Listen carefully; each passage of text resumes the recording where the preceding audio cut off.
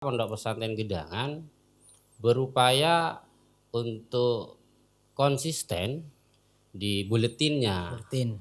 di majalah dindingnya, di medianya. Itu apa dua bahasa itu Betul. kita perdalam. Nah, sekarang melalui dunia akademisi kita temukan dan kita kenal dengan metode evaluasi berupa afektif dan psikomotorik. Psikomotorik.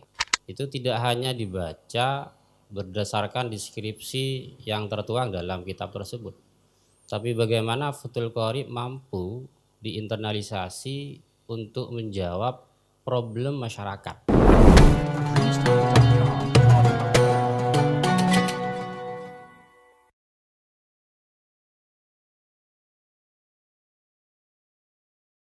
Assalamualaikum warahmatullahi wabarakatuh. Selamat datang, selamat bertemu kembali dengan kami di podcast YouTube channel Media Gedangan, di mana kami kembali dengan konsep yang sama dengan podcast sebelumnya. Kami di sini sudah mendatangkan pembicara ataupun narasumber. Beliau merupakan salah satu figur unggulan di Miftahut Thulab di Pondok Pesantren Gedangan ini. Siapa lagi kalau bukan beliau, Ustadz Dr. Mokofi, Magister Pendidikan. Selamat malam Ustadz, apa kabar? Alhamdulillah sehat walafiat. Bagaimana dengan jenengan? Alhamdulillah masih dalam keadaan sehat Ustadz. Kegiatannya sehari-hari bagaimana Ustadz? Apa masih lancar mungkin di kesibukan dan di usia panjenengan yang sekarang? Alhamdulillah diberi kelancaran. Kalau pagi ini aktif di Pondok Pesantren Gedangan, nanti siang lanjut di dunia pendidikan dengan strata yang berbeda, yaitu di kampus Inata Sampang. Nanti malam kembali ke Pondok Pesantren Gedangan. Ini aktivitas sehari-hari. Semoga diberi kesehatan. Amin, amin, amin. Mudah-mudahan semuanya lancar ya teman-teman. Beliau salah satu yang selalu ditunggu-tunggu oleh para santri dari ilmu-ilmunya untuk ditransfer kepada murid maupun santri. Para sahabat pemirsa YouTube Media Gedangan, kita sama-sama doakan beliau selalu sehat walafiat. Amin. Amin, amin. Sebagaimana kita maklum Ustadz, bahwa jenengan itu dari awal berada di Gedangan, proses pendidikan jenengan itu memang sangat pantas ataupun patut ditiru oleh kalangan santri. Namun tidak hanya itu Ustadz, yang perlu saya tanyakan pada kesempatan kali ini, pandangan jenengan terkait pendidikan itu seperti apa? Mengingat ketekunan panjenengan di dunia pendidikan sampai ke fase yang saat ini mungkin sahabat-sahabat Media Gedangan sudah mayoritas mengetahui. Mohon dijelaskan Ustaz. Baik, terima kasih. Pandangan dari saya mengenai pendidikan, yang pertama dan yang paling urgent adalah ketuntasan belajar. Siap. Bagaimana proses pembelajaran itu tidak hanya tekstual, tapi dikontekstualisasikan untuk bisa menjawab problematika umat. Saya ambil contoh ketika menelaah Fathul Qorib misalkan. Itu tidak hanya dibaca berdasarkan deskripsi yang tertuang dalam kitab tersebut, tapi bagaimana Fathul Qorib mampu diinternalisasi untuk menjawab problem masyarakat. Sehingga proses pembelajaran itu tidak hanya menerjemah maupun memahami secara tekstualis, tapi dari deskripsi yang dimuat dalam kitab itu kita mencoba untuk menjawab apa saja dinamika sosial yang perlu direlevansikan dengan masalah fikih. Makanya sangat beruntung di Pondok Pesantren Gedangan Fathul Qorib misalkan, itu tidak hanya digaji di kelas, tapi juga dikembangkan melalui forum Bahsul Masail. Termasuk sekarang ada perguruan tinggi. Di perguruan tinggi itu metode pembelajarannya nanti dinaikkan level. Tidak hanya memahami sesuai dengan deskripsi yang ada begitu. itu di antara sampel sedikit yang bisa digambarkan, termasuk ketika mempelajari kaidah nahwu sorof. Ada beberapa lembaga yang menganggap sukses ketika beberapa santrinya mampu menghafal beberapa kaidah nahwu sorof. Lah saya rasa ini persepsi yang perlu disempurnakan. Betul. Kenapa? Pemahaman kaidah nahwu sorof itu bukan tujuan final, tapi bagaimana kaidah nahwu sorof itu menjadi dasar urgen untuk bisa memahami kitab-kitab kuning. Sehingga ketika memahami dan mempelajari Al-Miftah lil Ulum misalkan, itu perlu dikembangkan dengan pembelajaran materi kitab kuning secara komprehensif. Praktek misalkan. Betul, harus ada praktek begitu. Karena begini, kalau hanya kaidah nahwu sorof itu tidak sampai mampu memberi jawaban dari persoalan umat. Harus ada korelasi dari setiap apapun yang kita kaji, betul. Betul. Makanya program yang diinisiasi di Pondok Pesantren Gedangan ini mengupayakan ketuntasan belajar itu betul-betul efektif begitu. Maka tidak ada kemudian proses pembelajaran nahwu sorof yang terhenti hanya memahami kaidah nahwu sorofnya. Bahkan diangkat di beberapa program yang mungkin disiapkan untuk itu juga. Betul. Maka ini yang perlu menjadi perhatian penting oleh mereka yang aktif di dunia pendidikan. Pada dasarnya pandangan sampian terkait pendidikan lebih kepada suatu yang bermanfaat. Betul. Jadi istilah lain internalisasi, penghayatan dari sebuah proses pembelajaran itu yang perlu dikejar. Termasuk ketika belajar bahasa Indonesia misalkan. Betul. Itu tidak hanya kita memahami cara berkomunikasi menggunakan bahasa Indonesia, tidak. Tapi sampai ke level produk. Artinya bagaimana teman-teman yang belajar di bangku sekolah maupun di perguruan tinggi bisa menulis buku dengan baik. Kurang elok dan kurang bagus sepertinya kalau proses pembelajaran bahasa Indo itu hanya dipahami secara tekstual begitu. Perlu ada pengembangan yang lebih komprehensif. Begitu. Betul. Maka kenapa Pondok Pesantren Gedangan berupaya untuk konsisten di buletinnya, di majalah dindingnya, di medianya, karena ke sana tidak ingin teman-teman yang belajar di madrasah, di pondok, di perguruan tinggi itu hanya memahami secara narasi saja, tidak begitu kira-kira. Oke, siap. Mungkin saya sangat tertarik ini Ustaz, karena dari beberapa argumentasi ataupun jawaban dari jenengan itu kan menurut saya itu merupakan hasil riset, ya kan, hasil riset bagaimana ketekunan panjenengan itu di dunia pendidikan sehingga level-level pendidikan yang mungkin sudah tersaji di Pondok Pesantren Gedangan itu sudah sampai pada taraf yang bisa dikatakan taraf nasional kan, seperti itu Ustaz. Berarti tidak menutup kemungkinan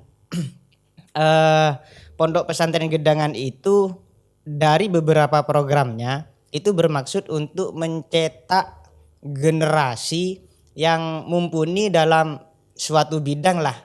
Kalau boleh saya tahu, karena jenengan yang lebih banyak tahu sistem yang pendidikan yang ada di Gedangan itu, apakah betul sedemikian Ustaz?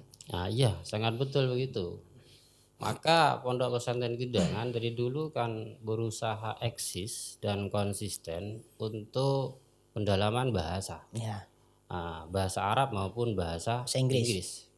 Karena sejauh yang saya tahu di beberapa perguruan tinggi Itu dua bahasa ini yang memang sangat urgent untuk bisa memahami pembendaharaan ilmu pengetahuan, Betul. khususnya tentang sejarah, begitu.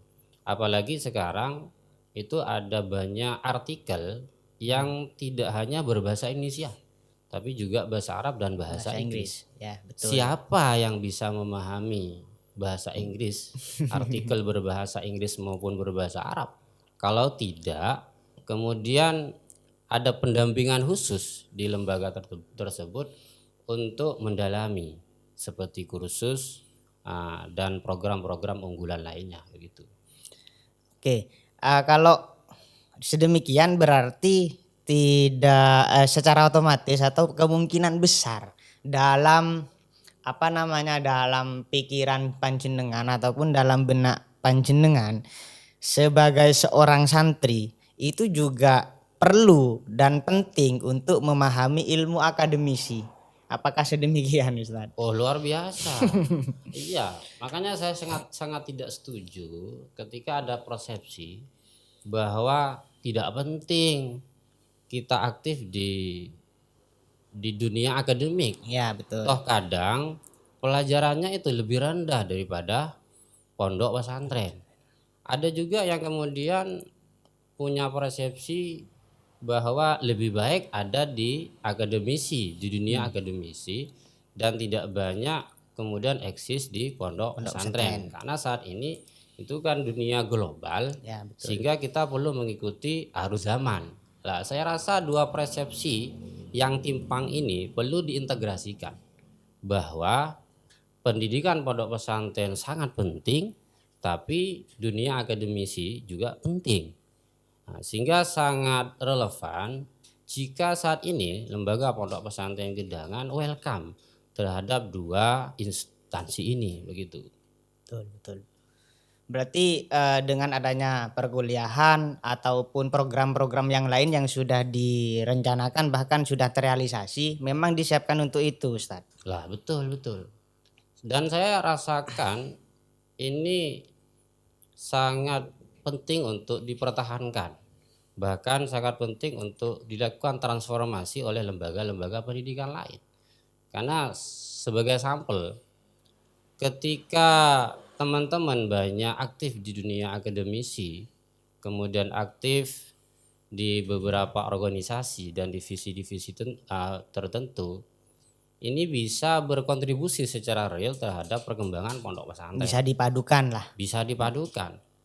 Gitu. Jadi yang kita butuhkan sekarang tidak hanya mereka yang memahami ilmu agama secara mendalam, tapi bagaimana korelasi dan komunikasi dengan dunia luar, termasuk persoalan hukum, politik, dan hal lain yang memang urgent, itu juga diupdate begitu. Apalagi kita ada di era globalisasi, di mana kita tidak bisa keluar dari perkembangan zaman yang begitu pesat gitu. Untuk dari panjenengan sendiri terkait beberapa penjelasan yang sudah saya panjenengan jelaskan itu sudah dimulai dari mana?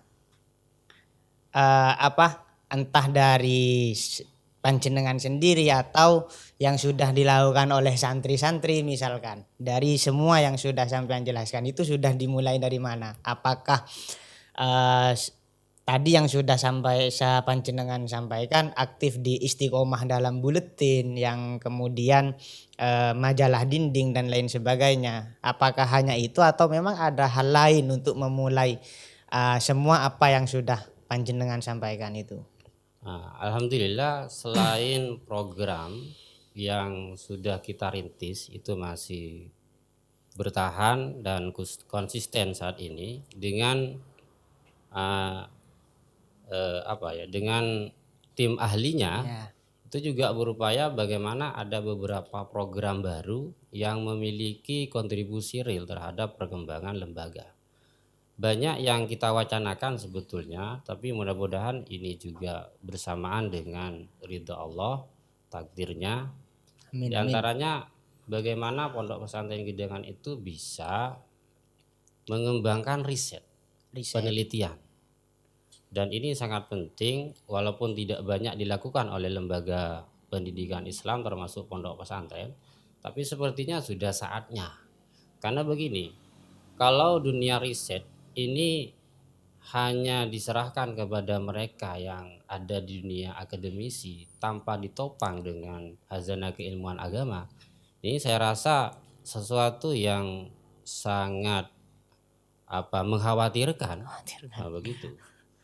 Maka kita sebagai akademisi yang juga aktif di pondok pesantren itu perlu terjun dan berada di level-level itu begitu. Betul. Makanya kan dari beberapa program juga kemudian memasukkan beberapa hal yang datangnya dari luar yang mungkin bisa dimasukkan di beberapa program yang sudah dijalankan, seperti di Basul Masail kita tidak fokus pada ini tapi berdasarkan riset yang ada, kemudian ukuran fakta ataupun non fakta kan juga kita pertimbangkan. Betul. Apa itu termasuk sesuatu yang bisa memulai nanti pada harapan dari Pondok Pesantren Gedangan ini sendiri, Ustaz. Iya, betul. Iya, yang juga diwacanakan ya. Ada hal lain yang juga penting kita upayakan bersama di dunia pendidikan adalah bagaimana konsistensi bahasa asing ini terus kita galakkan begitu. Sehingga kalau awalnya kita hanya berupaya di internal, ini perlu kita kembangkan untuk berkontribusi secara eksternal. Di antaranya mungkin apa sudah ada yang terrealisasi, Ustaz? Tahun kemarin kita sudah mendapat rekomendasi dari pengasuh untuk bisa menginisiasi program takhusus. Ini bisa diikuti oleh lembaga pendidikan di luar Pondok Pesantren Gedangan. Dan sekarang sudah kita rumuskan mulai dari pembuatan modul, mekanisme pembelajarannya termasuk manajemennya untuk kemudian kita florkan ke masyarakat. Karena sangat penting rasanya ketika dua bahasa ini kita syiarkan. Ke mereka, termasuk kita penting untuk memperkenalkan bahwa ini tidak hanya persoalan komunikasi. Ada kadang yang mempertanyakan untuk apa dua bahasa itu kita perdalam. Toh kita tidak perlu ke Inggris, kita tidak perlu ke sana. Apalagi bahasa Arab kadang cukup menjadi tikawi kita bisa. Oh tidak. Kalau yang kenal di dunia akademisi, ya dua bahasa ini menjadi bahasa wajib. Ada beberapa buku yang tidak bisa kita pahami apakah ini distorsi pemahamannya ya sesuai dengan akidah kita ataupun tidak. Lah, bagaimana mungkin kita yang duduk di dunia pendidikan Islam di pondok pesantren paham bahwa mereka orang-orang asing maksud saya itu menulis ideologi yang menyesatkan kalau kita tidak mempunyai pemahaman yang handal di bahasa asing. Termasuk penelitian yang sekarang sudah era digital. Mereka tidak harus melakukan safari ke Indonesia untuk menyesatkan umat, tidak. Cukup dia menulis, kemudian dia input, selesai. Pemahaman menyesatkan mereka bisa dibaca oleh halayak ramai, kan begitu. Betul. Jadi ini juga berkaitan dengan kalau bahasanya kalau di madrasah-madrasah kan ada kurikulum, Ustaz. Kan ada kurikulum. Jadi dari setiap narasi ataupun argumentasi yang sudah panjenengan sampaikan terkait beberapa hal pentingnya pendidikan, juga kenapa sampean mengatakan bahwa sifat akademis itu sangat penting bagi seseorang yang aktif di dunia pendidikan. Mungkin itu juga berkaitan dengan model maupun strategi dalam pembelajarannya, kan gitu, Ustaz? Penting, betul. Nah, makanya ketika kita memahami banyak hal tentang metodologi pembelajaran ala akademisi, maka itu menjadi hal urgent untuk bisa dikontribusikan terhadap perkembangan pondok Pondok pesantren.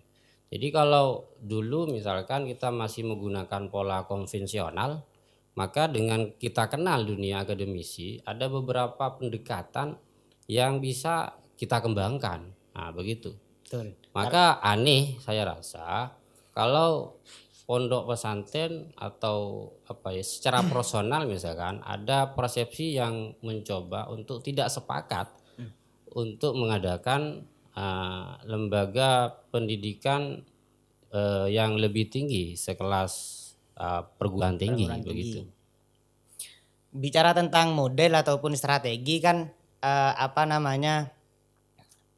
dalam setiap program tentu tadi kan ya ada kelebihan, ada kekurangan, bahkan ada peluang, ada tantangan yang juga membutuhkan evaluasi bahkan inovasi seperti itu. Mungkin untuk bisa mengetahui itu melalui sektor pendidikan menurut pemahaman sampean itu bagaimana? Selain mungkin kan tadi sudah banyak kan disampaikan, selain dari sifat akademisi yang kita miliki, mungkin dari apa saja yang sampean ketahui yang memang sudah dipraktekkan di Gedangan sendiri gitu maksudnya.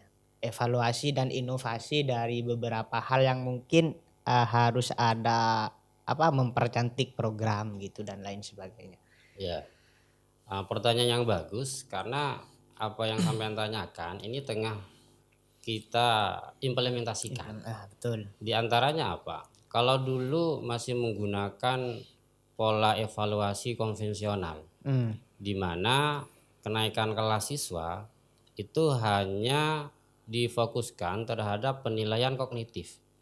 Jadi ketika mereka belajar untuk ditentukan apakah ini naik kelas atau kompetensi belajarnya sejauh mana, itu hanya diukur dengan kemampuan dia menjawab soal. Betul. Nah, sekarang melalui dunia akademisi kita temukan dan kita kenal dengan metode evaluasi berupa afektif dan psikomotorik.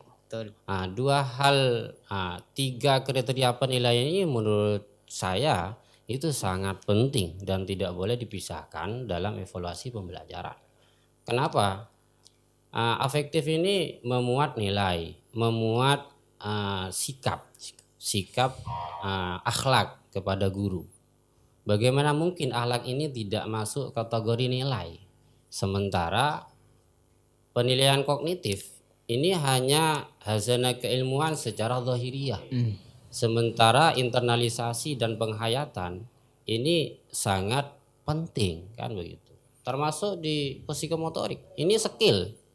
Ini skill. Nah itu. Ketika skill tidak kemudian menjadi pertimbangan dalam nilai, ini saya rasa menjadi penilaian yang parsial, yang tidak utuh. Karena skill itu juga menentukan bagaimana pendidikan seseorang ke depan kan seperti itu. Betul. Bagaimana santri itu secara individu mampu memodifikasi lah pengetahuannya, bahkan sampai mengarah pada kebermanfaatan yang sudah kita bicarakan tadi kan seperti itu. Sangat penting, sangat betul itu. Karena begini, kalau hanya terhenti di nilai kognitif ya, kita tidak memiliki tuntutan lebih untuk bisa memasyarakatkan hazanah keilmuan yang kita miliki. Lah melalui psikomotorik kita ditantang untuk memiliki keahlian tertentu agar apa yang kita miliki itu bisa ditransmisikan kepada umat. Gitu. Sehebat apapun kita, ketika kita tidak mampu berbicara di depan publik, maka kemanfaatan dari ilmu yang kita miliki tidak dirasakan oleh mereka.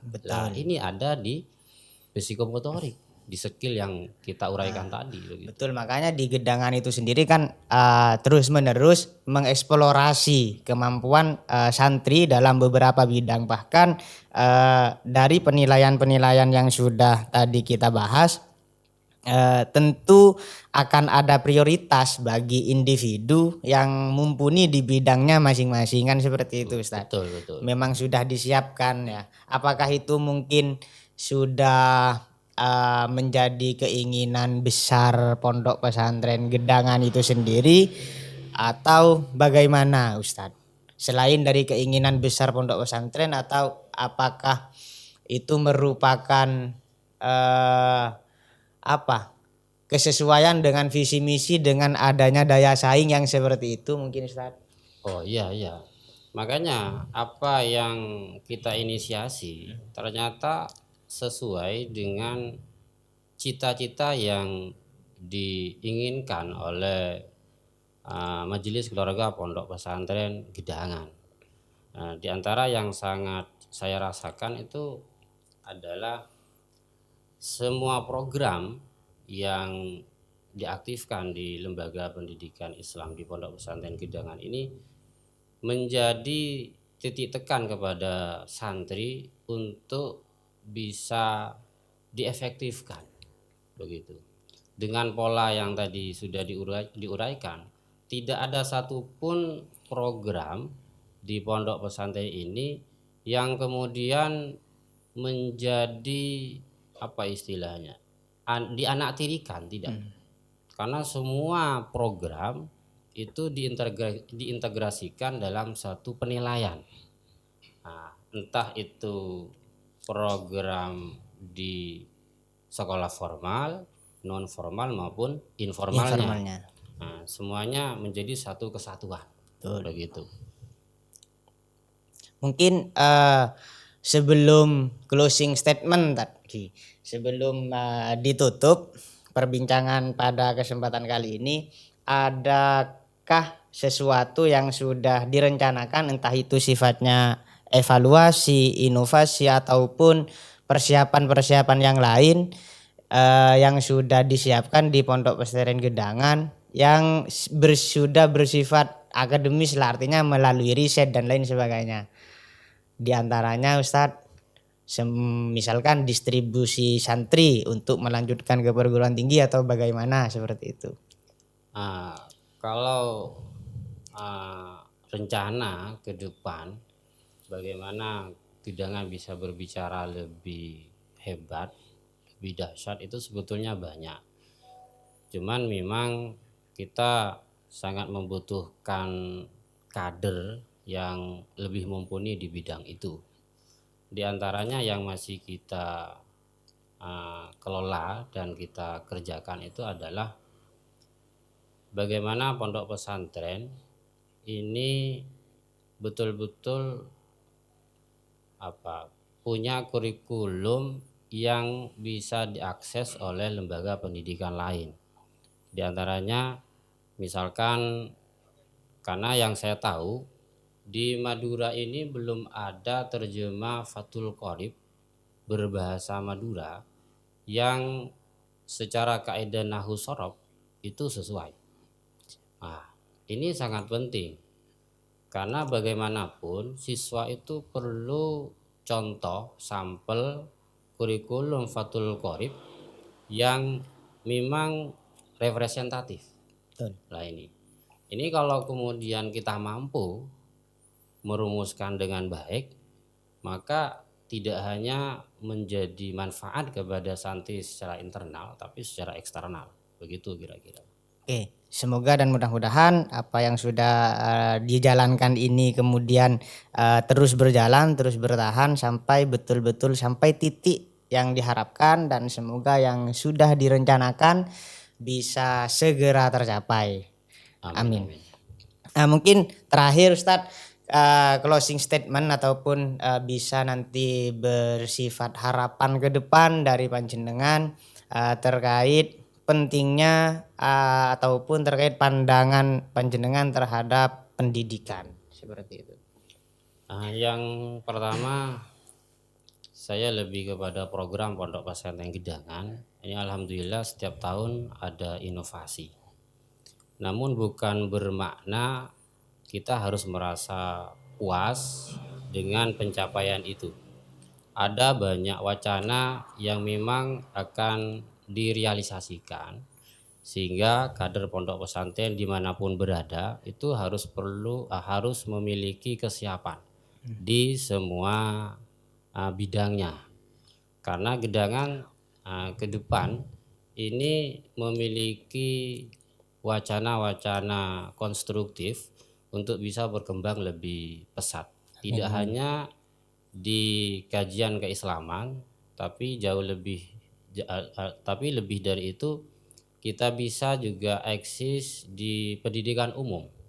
Maka teman-teman yang masih eksis di dunia pendidikan, khususnya di perguruan tinggi, itu tidak hanya berpikir bagaimana mendalami hasil keilmuan agama, tapi juga di bidang kebahasaan termasuk materi pelajaran umum. Jadi seperti misalkan bahasa Indonesia, IPS, IPA, dan seterusnya. Karena kita memiliki prinsip bahwa ketika lembaga pendidikan ini dikelola oleh kader internal lulusan pondok pesantren Gedangan, maka outputnya juga lebih menjanjikan. Nah, apalagi pondok pesantren sejauh ini selalu mendeteksi dan melakukan koordinasi dengan kader-kader terbaik yang ada di penjuru nasional, sehingga Anda yang merasa memiliki kompetensi di bidang apapun itu punya harapan lebih untuk bekerja sama. Nah, tidak bisa sekarang, bisa tahun depan dan seterusnya. Sehingga Anda ketika memiliki kompetensi, memiliki kapasitas yang tinggi, maka pada saatnya Anda bisa berkontribusi secara real melalui Gedangan secara nasional maupun internasional. Begitu kira-kira. Semoga bisa mencapai paling tidak di tingkat nasional secara keseluruhan. Betul. Amin. Jadi itu sahabat channel YouTube Media Gedangan, bagaimana pandangan pendidikan menurut Ustadz Mokofi ataupun Ustadz Dr. Mokofi MPD, bagaimana pentingnya di dunia pendidikan kita sebagai pelaku pendidikan harus terus memperdalam ataupun mendalami pendidikan di berbagai sektor. Tidak hanya cukup kita mengetahui pendidikan yang real tentang agama, namun harus dikorelasikan dengan hal-hal yang lain sehingga kebermanfaatan ilmu pengetahuan yang sudah kita pelajari itu nampak dan dirasakan oleh umat. Nah, mungkin ini saja pertemuan ataupun podcast pada kesempatan kali ini.